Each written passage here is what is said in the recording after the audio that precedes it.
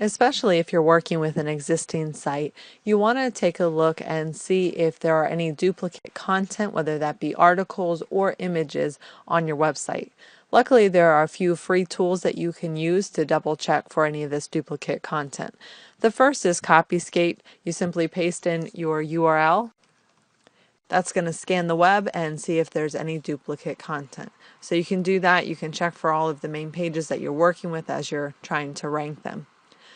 Likewise, you have SiteLiner, and now SiteLiner actually checks for duplicate content on your own site. So if there are any URLs that Google actually sees as two separate pages, but you intend to be just one, it will let you know if there's an issue there. A lot of times with all the content management systems out there, we can easily have duplicate content on our website without even realizing it.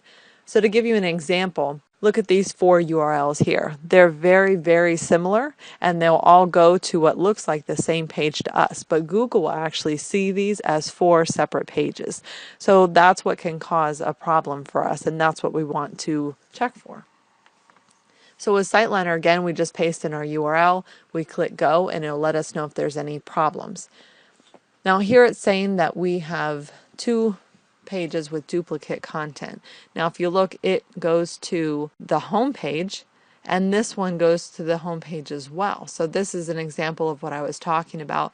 This one is just livelonandprosper.com, and the second one is livelonandprosper.com/index.html. So that's an issue you'd want to look into. Now next we want to check for images, and one way we can do this is simply just by going to Google Images, and we can click this camera icon here, and we can either paste in a URL of our image, or we can actually upload an image and we can do a search on Google for that. So even if people have changed the name of your image, you can still pull up copies of your actual image.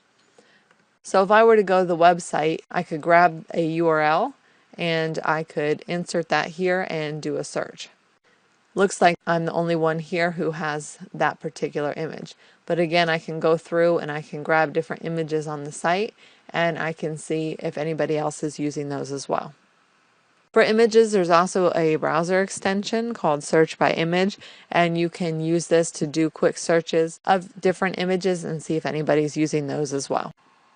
If you do find anyone else using your text or your images, of course, you can contact them to ask them to remove that. Would be the very first step, so that way there's no duplicate content out there.